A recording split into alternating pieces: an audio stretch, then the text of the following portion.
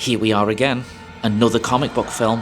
Okay, the last ones I saw were pretty good, so can we keep up the momentum with Fantastic Four? Let's find out if this is any good, as spoiler-free as possible, right here on the FilumPodcast. I've just seen Fantastic Four. Is that what it's called? Is it called that? It's actually called The Fantastic Four First Steps. And that makes perfect sense when you've seen it. So, alright then, is Marvel back? Is Marvel back on the map? That's an interesting question because I did kind of think it was back on the map with Thunderbolts. You know, because Thunderbolts is pretty damn good. Thunderbolts is a pretty damn good film. Now, what about Fantastic Four? Or, as it's called, The Fantastic Four First Steps. What about that? Is it a continuation of good Marvel? Or are we back to the old, weird Marvel that lost its way, that couldn't find its first steps? That couldn't find any steps, in fact. I mean, I can see what they've done. I can see what they've tried to do with this. They've tried to create a comic book film that is very different from everything else. And I think they've succeeded in that. Because this version of the Fantastic Four is nothing like the versions of Fantastic Four that we've seen previously. And that's interesting because the other versions of Fantastic Four, well, I mean, they've been hit and miss, and they've mostly been miss, essentially. Let's talk about some of the other Fantastic Four films that we've been, blessed with over the years. Blessed. Remembering these is quite difficult because they are so forgettable. All right, so in 1994, we were blessed with a version of Fantastic Four that, well, nobody actually ever saw. And it was by a creator, a movie maker called Roger Corman. In the typical Corman style, you've got extremely low budget, little bit of creativeness, little bit of charmingness as well. It's, I guess, borderline terrible, like most Corman movies. But this particular one has got some pretty good special effects. I mean, for a Roger Corman film, for a B movie, essentially, it's got some creative, good-looking visual effects, especially The Thing. I think he looks great. I think he looks charming and adorable and cool all at the same time.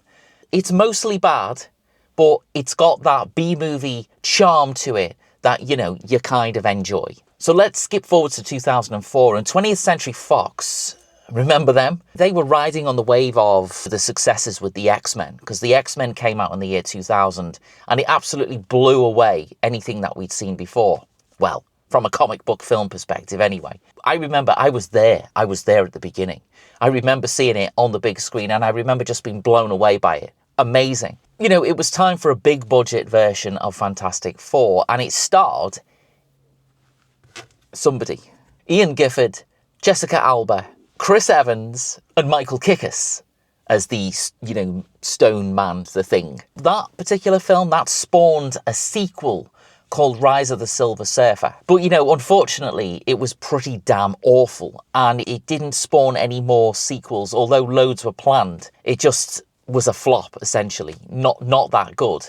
But it wasn't the only flop. Then, in 2015, we were treated to a reboot of Fantastic Four. And my God, what a car crash that was.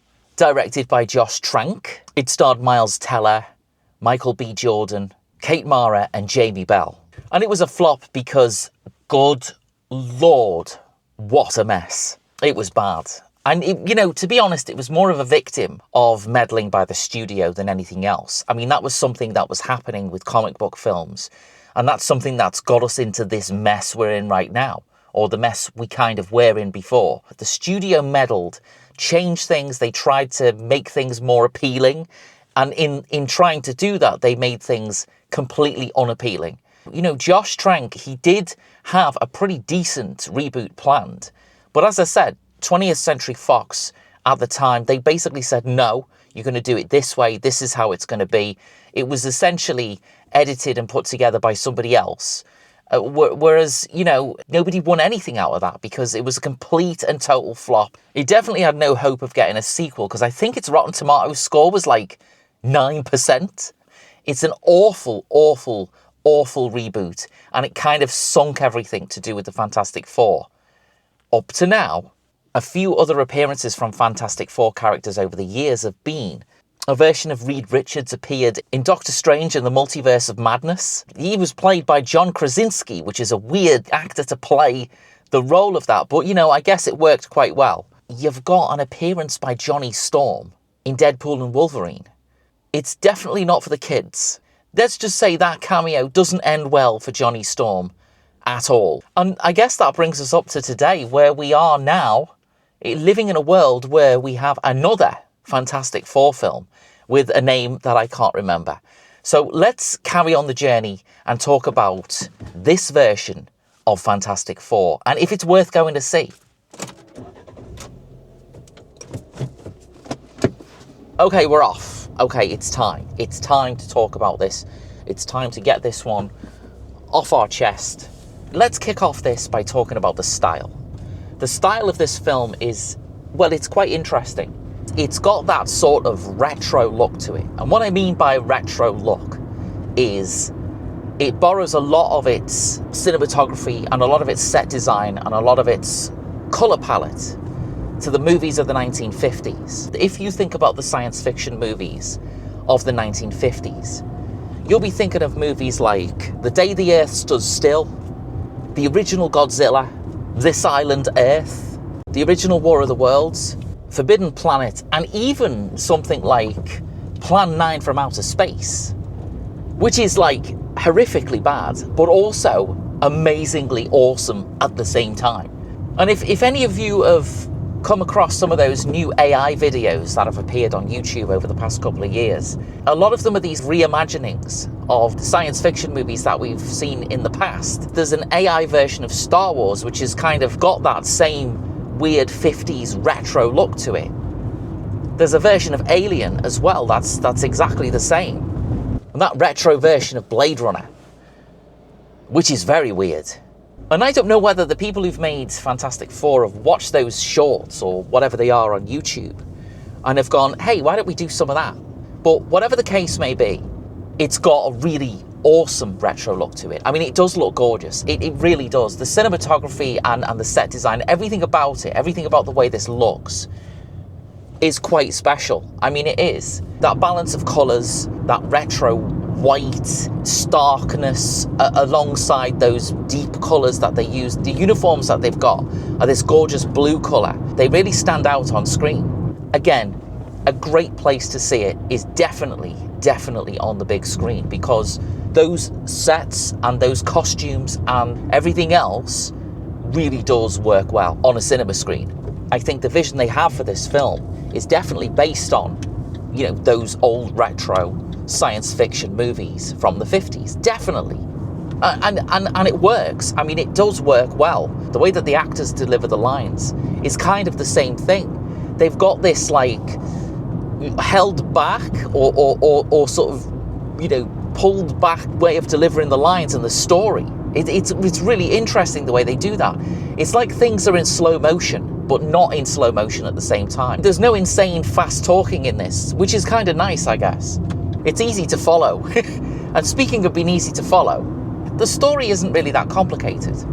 And I don't want to give away any spoilers, so I'm not going to go too much into it. But as I say, it isn't complicated. It's not going to bake your noodle for sure. I found that weirdness in the way everyone acts a little bit jarring at first. I don't know what that was. It did have moments where it was a little bit flat at the beginning. I think it did.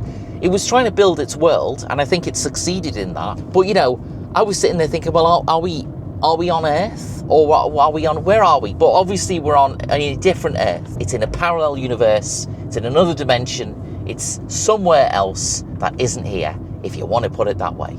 And the Fantastic Four are a group of heroes that basically look after this world. If we've got a universe where Superman looks after everything, and if we've got a universe where the Avengers look after everything, and if we've got a universe where blah, blah, blah looks after blah-de-blah, then this is the universe where the Fantastic Four look after everything. Although it's Earth, essentially, there are differences. It's kind of like an Earth that's been frozen in the 1950s. You've kind of got a mixture of technology that we consider modern, but also that is retro at the same time. Once you settle into it, once you get used to the way that it looks and the way that everybody does everything and the technology that's being used, they don't draw attention to it for no reason whatsoever.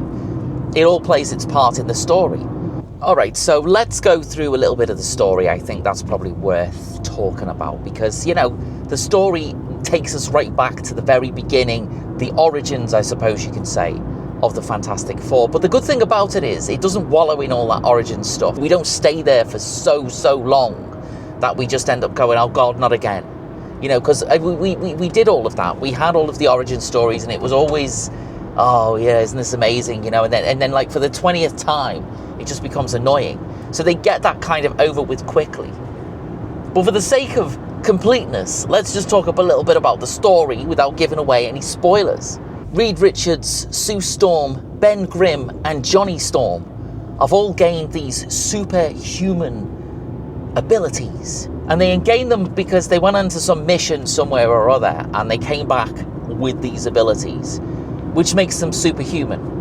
And they essentially spend all of the time kind of pottering around Earth, saving people, doing superhero things, which is great. We kind of see bits of that happening.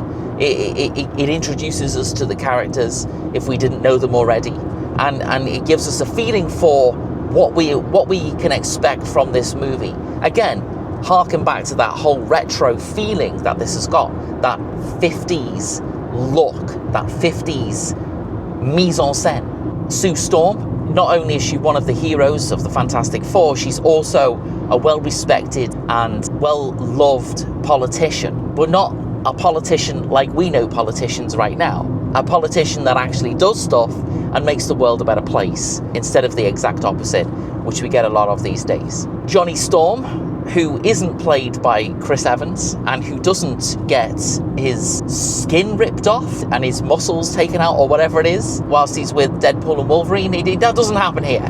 It's all very, Johnny Storm. And I guess, I suppose in terms of a character, Johnny Storm is a little bit like, okay, fine. He's all right. He's just a kid, though, I suppose. And he's got this, like that throwback thing. Back to the films of the 90s, these kind of young teenage male characters that you used to see in these films. He's kind of a throwback to that. It's quite interesting. The one-liners he's got are cheesy. They're not trying to be anything other than cheesy and a little bit bawdy, let's say.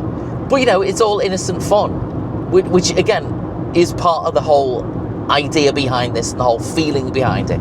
Reed Richards himself, he's a bit of a geek, I suppose. He's a bit of a mathematician. He's a bit of a smart guy. He knows what's what. He hosts a TV show in the same vein as what's that American guy called? The guy who everyone loves. What's his name? Anyway, whatever he's called, him. He's kind of in the same vein as that. So, they've all got their lives outside of saving people. They all do stuff. Apart from the Rock guy. I don't really know what the Rock guy does, really, to be honest. Was it enjoyable? Was it enjoyable? It's a big budget film. And it's one of the big releases of 2025. It is enjoyable. It's an enjoyable film. It's definitely an enjoyable film. It's definitely a film where you watch it and you go, right, okay, I enjoyed it. This is fun. But it does take a bit to get into it. I felt like the script is something that doesn't seem to match well with the rest of it. The script feels like it's been written by lots of different people, because it has been written by lots of different people. The story is by about 25 people. Well, maybe not that many, but which I think is quite weird. And I'd never really noticed that before in any films that I've seen. And so you can basically see the moments where other people have written it. I think you can feel that. You get that vibe from it. It's just that it's a bit disjointed because of that. The one thing that it does do is it makes perfect sense. It makes sense. Nothing happens in it that makes you go, well, come on. It doesn't do that, which is good. That's good, because it's pretty simple all the way through. So the villain, let's talk about the villain. The villain is Galactus. And again, we're not going to spoil anything. If you want your savvy, human-y things happening in your films, then this has got that. If you want your going into outer space and flying off to realms through wormholes and stuff, this has got that as well. if you want to meet truly epic baddies, I mean epic baddies, this has also got that. Galactus is the baddie, alongside the Silver Lady, quite easily remembered as the Silver Surfer. And I think there was some big moaning complaints about the Silver Surfer as a woman, and it should be a man or whatever. In the 2004 and the 2015 movies, the Silver Surfer, when he appeared, was actually a silver man surfer.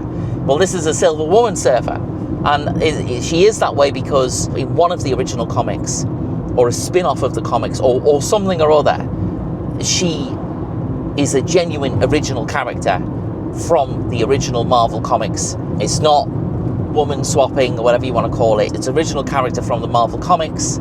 So shut up. So yeah, you got the in spacey stuff, and yeah, the bad guy Galactus. I mean, he lives on this kind of thing that consumes planets. It eats planets. We're there now. We're there. We've gone bigger than we've ever gone before, and that's what Galactus does. He's in charge of a thing that eats a thing and eats planets, and they all get eaten, and Earth is next on the menu, and nobody wants that to happen. The Fantastic Four don't want that to happen. The Silver Surfer kind of shows up and says, listen, you're all screwed here. The lad's on his way to sort the planet out. He wants to eat it. He's hungry.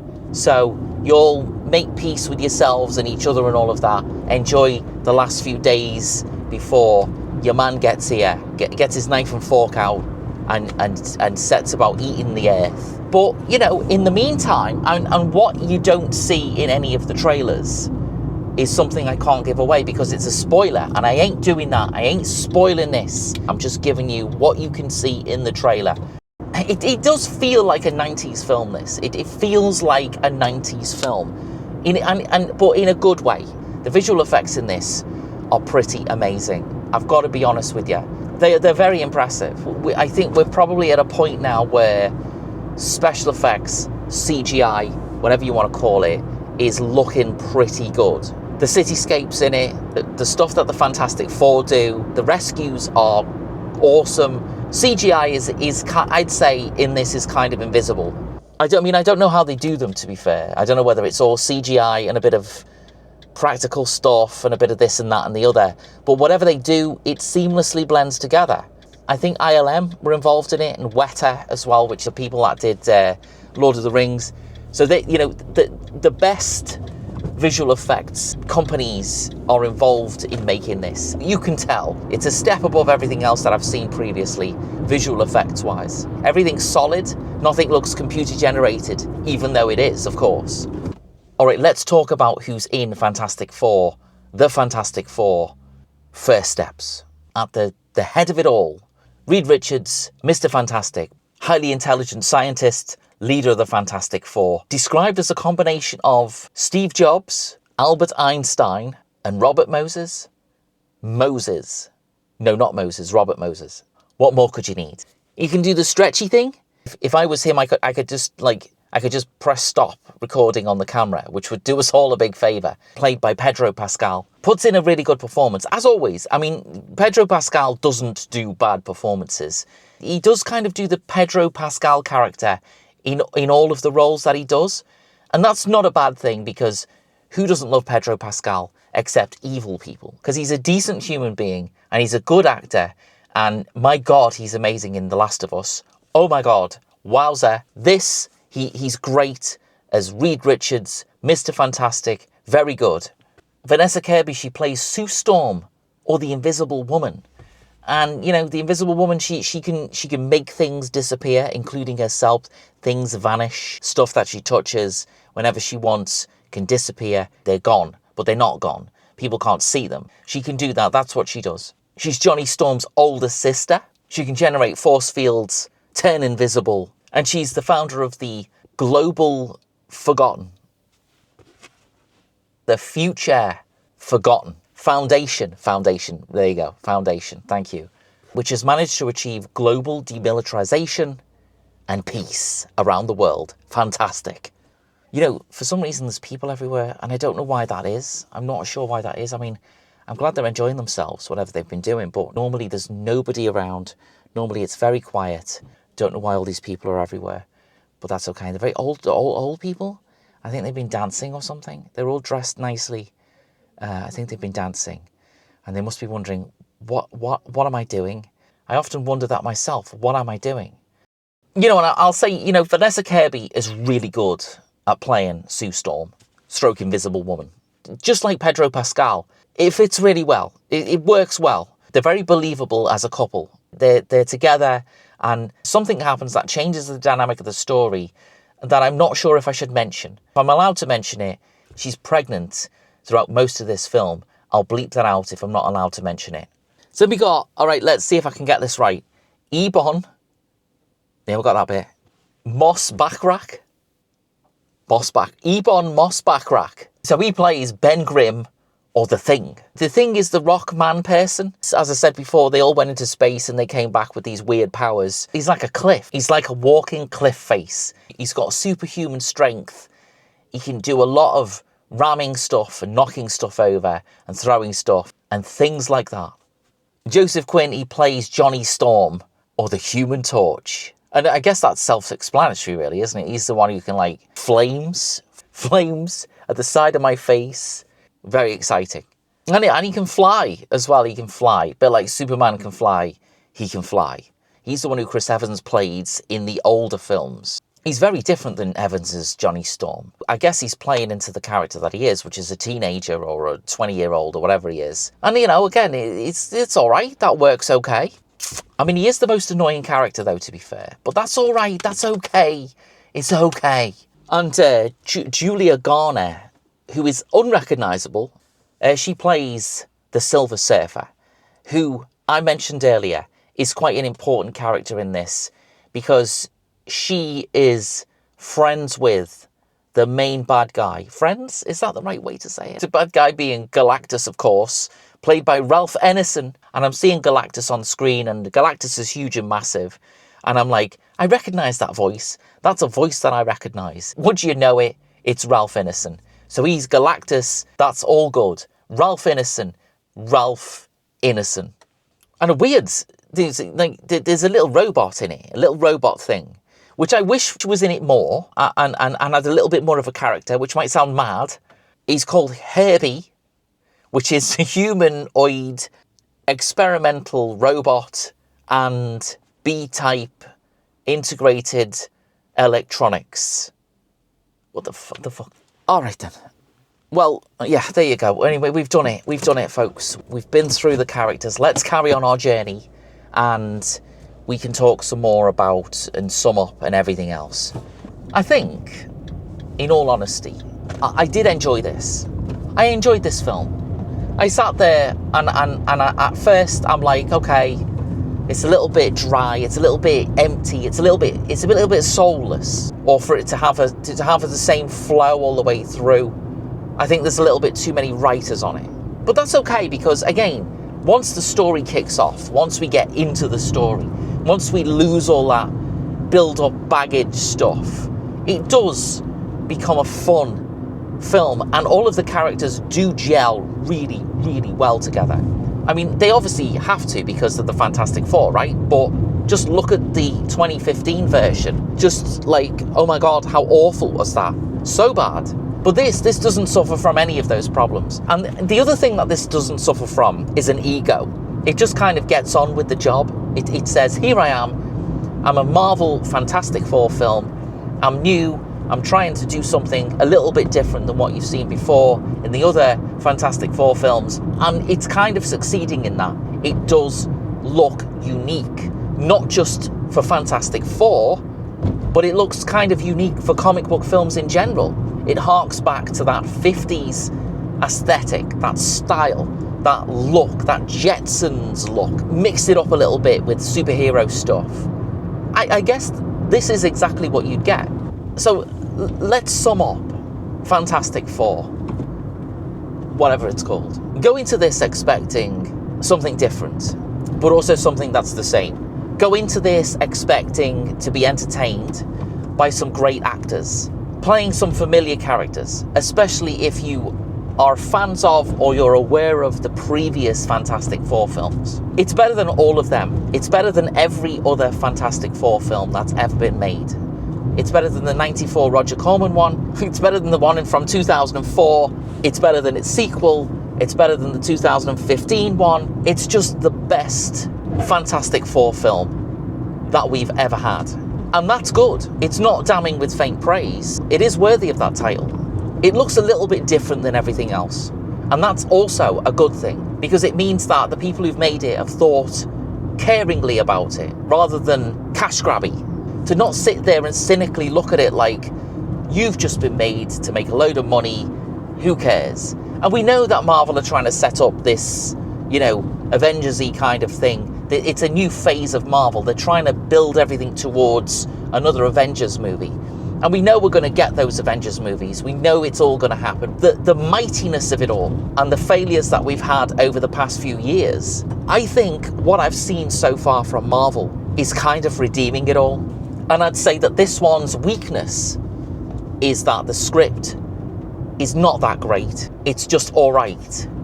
It gets much better halfway through, but up to that point, it could have done a little bit more. It could have been a little bit more, fun or edgy or whatever you want to call it, because everything else about it works really well. I think overall this film is an enjoyable piece of work. It's enjoyable enough to say when it comes on Disney Plus, I'm going to look forward to watching it again. I think you should go and see it because it'll encourage them to make more like this. It'll encourage them to think a little bit outside of the box and to come up with some more interesting ideas and stuff like that. It's been well thought about and it's been well cared about. It hasn't just been thrown together, and I don't think a mathematician's stood above everyone that's made it and gone, ooh, no, ooh, you need to have that because the thing will like the thing and the blah, blah, blah.